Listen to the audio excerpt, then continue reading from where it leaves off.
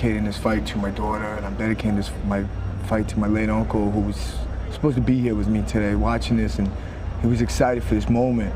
So it's all in my heart right now. It's all anger, it's all everything. I'm not showing it because I don't need to, but really, really want this fight severely bad.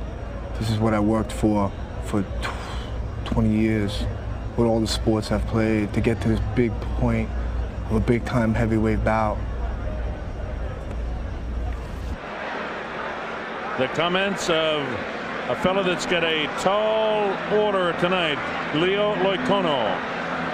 He's beginning to make his way into the ring. And there he is with his ears covered up back there. I don't know why. It's about 90 degrees inside this hall that we're in. Career rounds, big difference. They have no common opponents. Ray Mercer has fought 171 career rounds. This guy's only fought 36. Mercer's got 18 fights as his longest win streak, where Lionheart's only got 7, but Lionheart knocks out a lot of guys. Mercer has had 2 championship fights in his career, and he won by knockout both times. Of course, that was the WBO heavyweight championship.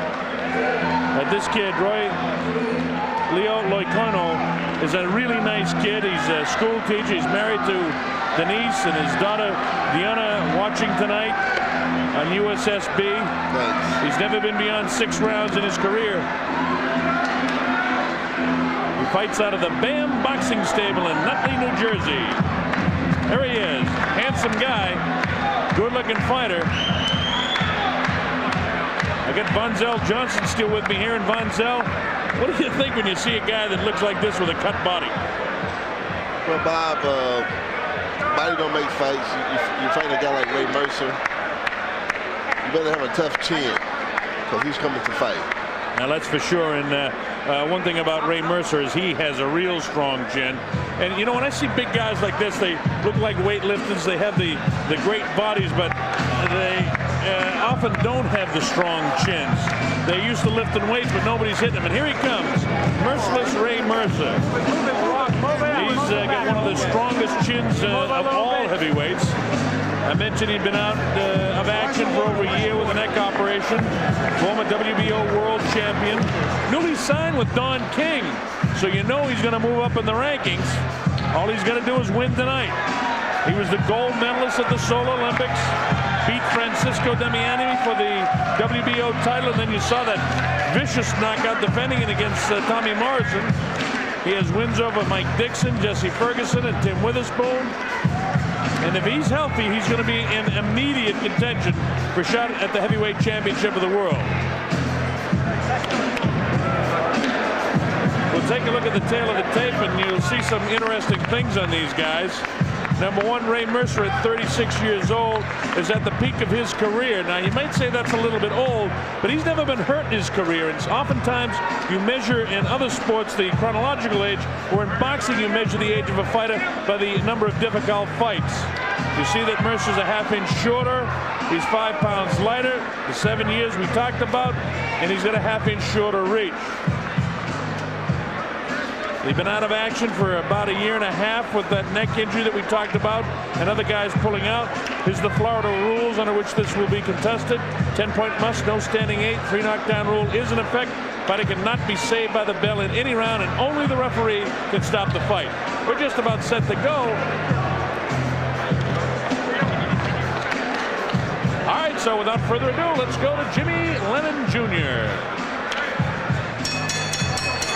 Ladies and gentlemen, we welcome you to the Miccosukee Indian Gaming here in Miami, Florida for the featured bout of the evening, brought to you by Don King Productions and St. Ides, along with U.S. Satellite Broadcasting. This bout coming away is sanctioned by the Florida State Athletic Commission. The chairman is Eric Riley, vice chairman Terry James, commissioners Alvin Goodman, Dr. Jack Gugino, and Alita Waldman, executive director Mike Shanti. Chief Physician at ringside, Dr. Alan Fields, assisted by Dr. Ramon Garcia Septien and Dr. Stanley Simpson. Timekeeper at the bell is Carmen Chirachella. And now introducing to you our judges who will score this bout from ringside: Paul Herman, Bill Ray, and Peter Trematera. Now introducing our referee in charge of this bout. He'll be giving instructions shortly. We have Bill Connors.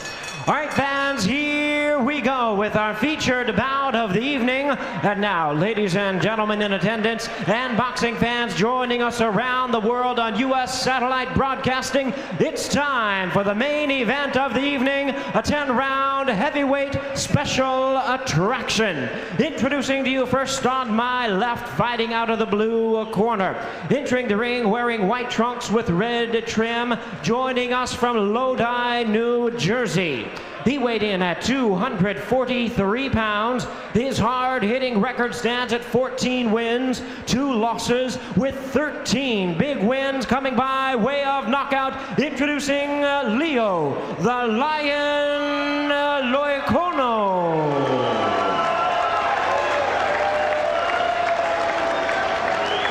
And his opponent across the ring on my right, he is fighting out of the red corner in our 10-round main event, wearing black trunks with gold trim, hailing from Newark, New Jersey.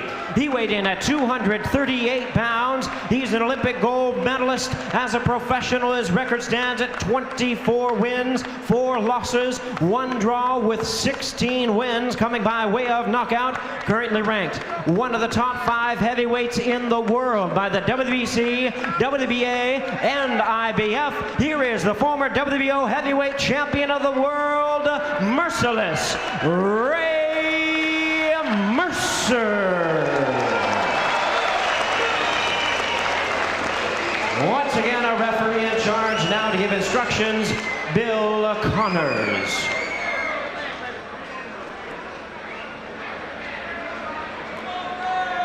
All right, so we're just about set to go as the referee, Bill Connors, a very experienced ref, calls the 2 fighters to the center of the ring. You notice one thing, that Ray Mercer has a knee brace on his right leg.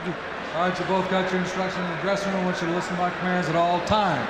I expect a clean fight from both of you. I expect you to keep yourself protected at all times. Any questions on this side? Any questions on this side? Touch gloves. Good luck to you guys. All right, who's going to be the teacher tonight? We know that Leo the Lion Loiancono is a school teacher up in New Jersey, in Patterson. But this guy has been his teacher, Ray Mercer, in the ring. And will a student take over, or will this professor that we're looking at right now teach him a lesson of what it means when you have no headgear and you're not training? That's what it's all about. Here we go. Mercer won't try to force the knockout. Now, if Mercer looks a little paunchy to you at 238, he is, but he's getting himself back into shape. It's his first fight back. He's a little bit heavy around the middle, to be sure, but he doesn't want to get down too fine, because he's going to fight 3 or 4 times before he fights for a title shot, and each time he'll lose 5 to 7 pounds. So as the competition gets stiffer, his cut sort of body will be improving all the time. This is round number 1. For Loiancono, he just wants to feel out the guy that he's sparred with so many times to see what he can do for real in there.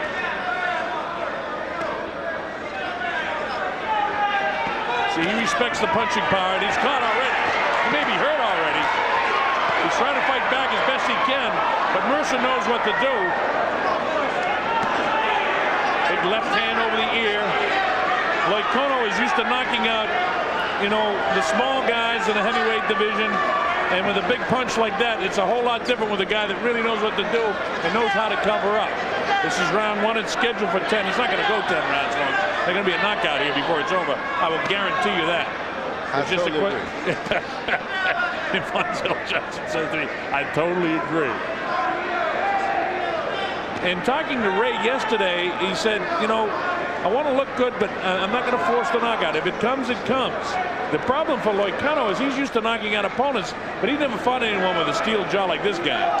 Big question is, following the neck operation, does Ray Mercer still have that steel jaw? And so far, he's held up against everything that Loiancono has had to throw. Loiancono honestly looks a little bit tentative, although he landed a pretty good left hand that time, followed by the right hand. But you see, Mercer knows how to cover up. against lesser opponents, either one of those shots could have dropped them. Ray Mercer's a veteran. He knows that this is his last hurrah, and I think he's going to do a job tonight. And he's fought the best too, you know, in Lennox Lewis, Evander Holyfield, you know, all the guys like that throughout his career. Larry Holmes, Jesse Ferguson, he lost to, but he came back and beat Ferguson. But right now he wants to get a little bit of work for real. Bangs the body of big Roy Locano. Locano, a magnificent physical specimen. And really a nice guy. And Ray Mercer's a nice guy too. I mean, it's hard to take sides in this one. Mercer, an Army brat. His dad born in Jacksonville, Florida. Makes his home in Newark, New Jersey.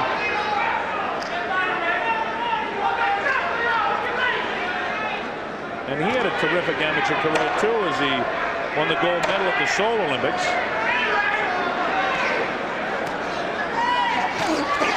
The looping right hand gets through.